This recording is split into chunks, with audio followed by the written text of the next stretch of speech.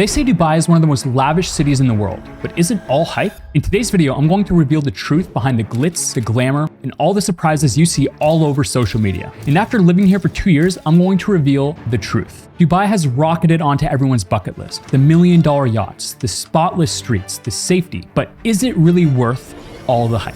Because just 2 years ago, I left my home country of Canada with nothing but one carry-on bag. And since then, I've lived here for 2 years, and I'll be exposing my biggest wins, the hidden downsides, and why you may very well be the one packing your bags next. So let's dive in. So you clicked this video because you want to know, is Dubai actually worth all the hype? So as I said, I moved here 2 years ago from Canada. Now, the reason I moved here is actually not as straightforward as you might think. So at the time, I was living in Canada and I had been running my online business for just over a year. So after I started running my online business and making good money, I no longer had to stay in Canada. I could work anywhere in the world as long as I had a laptop and a Wi-Fi connection. And one thing I do not like is cold weather. So Canada is probably one of the last places I should live given that, because it's literally cold 8 months a year. In the wintertime, it's dark at like 3 p.m. And overall, it's just a very depressing, down place to be for a large chunk of the year. The number one thing I was looking for was just somewhere sunny. I was considering places like Singapore, Bali, Thailand, and I had never actually really considered Dubai. And I ended up watching just a few vlogs on YouTube of people who have lived here, and they said really, really good things. It all sounded great. It was sunny most of the year. The taxes were zero. And now that I was making good money, that was a major selling point.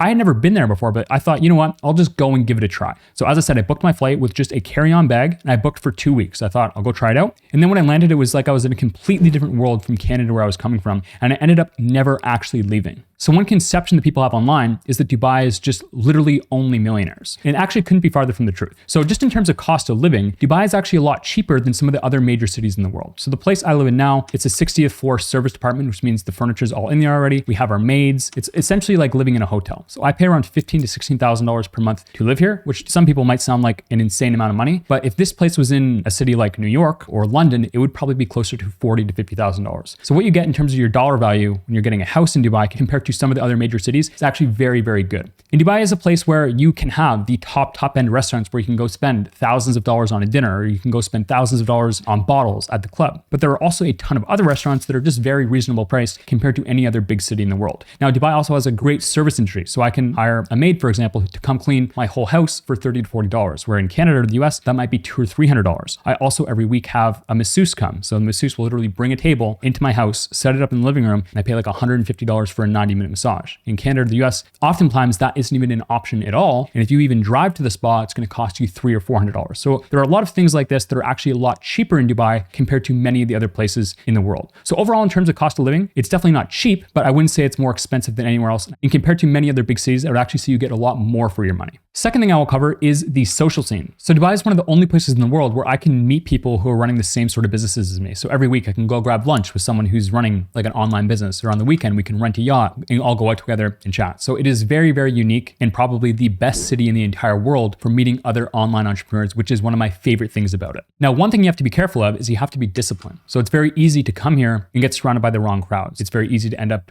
spending all your money partying or not actually focusing on your business. So it's even more important than ever to make sure that you're surrounding yourself with the right group of friends who are also focused on their business. And I think a lot of that starts with just hanging around more mature people. I'm married now, I'm expecting a baby soon. I always try and find people who are at least at a somewhat similar stage in their life, whether they're engaged, whether they're already married. It's a lot easier for me to hang around these sorts of people because these sorts of people have calmed down a little bit. They have a family and they are more just focused on their business rather than partying and spending a whole bunch of money. Now, one downside, not something that I've had to deal with, is I've heard from friends that if you move here single, it's very, very hard to meet your wife or your lifelong partner here because a lot of the women here do not have the best values. So usually what I hear is you want to meet your wife at home and then move here together if you're going to do that. But again, I don't have experience with that myself. Next, we'll discuss the culture. So a lot of people back home, when I go back to Canada, they say things like, is your wife even allowed to drive there? Is she allowed out in public? So there's a lot of huge misconceptions about this sort of stuff. And maybe these things were true 30, 40, 50 years ago, but now it is very westernized. So in my neighborhood, which is Dubai Marina, I think there's something like over 90% of people here are expats, which mean they are from international countries who have moved to Dubai. It is definitely a mix of people from all sorts of different places, but for the most part, it's very much the same as Canada. So you can wear a muscle shirt and go running outside. And it's actually better for my wife because unlike in North America, she feels comfortable going out at night and going for a walk by herself, where she wouldn't feel safe doing that in North America. So everything's great. Now there are some things that you can't do, like you can't have public display of affection, or you can't walk around drunk, but all these sort of things, you probably do not want to be in a city where these things are happening anyways. So really the rules here around this stuff are just common sense and based around mutual respect for one another. and for the country.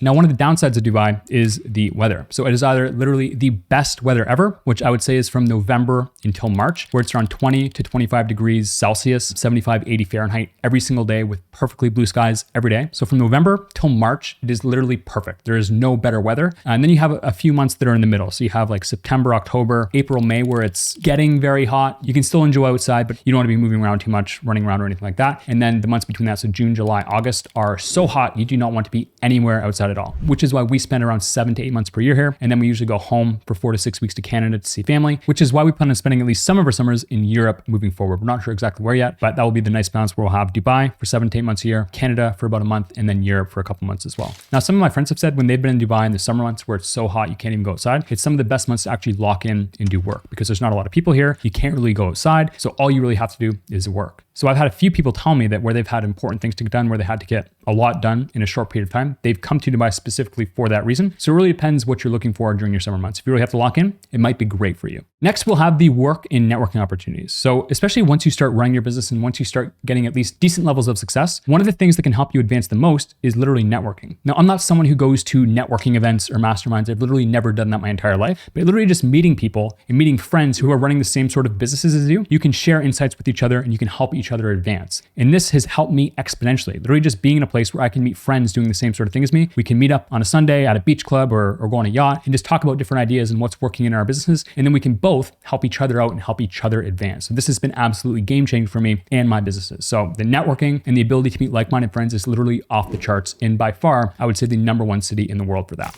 Now, for some more potential downsides, depending on where you're from, it can be very, very far from home. So for me, I'm from Canada, which means it's a 14-hour flight to get here direct. So I was lucky my wife was living with me here pretty much from day one. If I moved here completely alone and I didn't have her around, it could be very, very lonely where you're just sort of in your apartment. You don't necessarily have a social circle built up here. I can see why it would get lonely for a lot of people. Another downside is the stereotypes. So people will have preconceived notions about you if you say you've moved to Dubai. Whether or not that's true, I would say probably not. There are definitely people you see online flashing like supercars and making their whole persona and their personality about the cars they drive, the watches they have, this sort of thing. There definitely is that here, but I would say for the most part, I would say it's a very small subset of the people, but they are the loudest people. They're the people that you see online on social media blasting it all over the place. But I would not say that that's an actual accurate depiction of what it's like. There are a lot of very smart, respectful business owners here that have simply moved here because it gives their family and themselves a better life. It's safe, so they can raise their kids here without worrying about that. It's sunny most of the year. There's 0% personal tax. There's very, very low business tax, so it helps people save a lot of money. And overall, the country is just very, very well run. So just to give you an example, when I land in Dubai,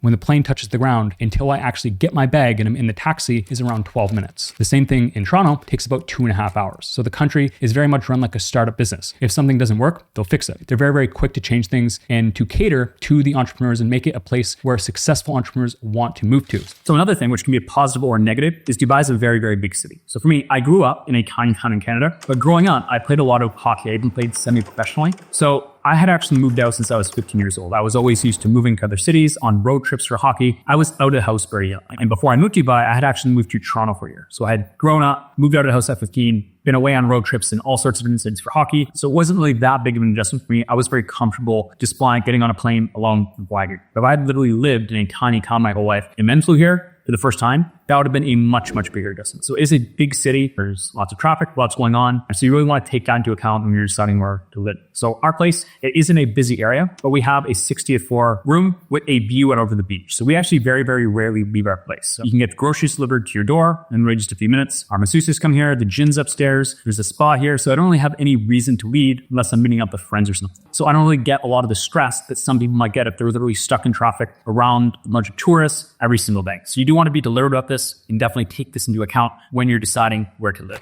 So to summarize who Dubai is really for and whether or not it's for you, I would say if you're an online entrepreneur and you want a place that will make you think bigger, it's definitely for you. So when I moved here, my businesses were doing combined about 300,000 to 400,000 per month. Now they do well over 2 million per month. So in literally 2 years, my businesses have over 8x'd. And I think a big part of that is being in a place like Dubai where success is encouraged. So back home in Canada, if you said that you want to build a $2 million business as someone in your 20s, people would have laughed at you. They try and cut you down. And as a place where success is talked down upon. It's called tall poppy syndrome. So if you have everyone else and you say you want to have a life better than everyone else, people will try and cut you out and act like that's a bad thing. Where a unique thing about Dubai, from the leader of the country, they want to be the best. They want to have the best healthcare and best education system. And that energy you can feel throughout the whole country. So they want successful people. Success is encouraged. So I think that has been one of the biggest differentiators for me in growing my business. So if that sounds like something that would help you and excites you, then I would definitely say it is the place for you. But if you're someone who is just comfortable, you like your job, you like your life, you don't want to be pushed, you don't want to get out of your comfort zone, and it probably is not the best place for you. One downside that I didn't mention is it does not have a lot of nature. So I don't really notice I'm here for 2 or 3 months. But after I'm here for a longer period of time, I will crave being near a lake or being near trees and the ocean and stuff. So that's why in the summer when we go to Europe, we'll spend time in places like Lake Como, Italy.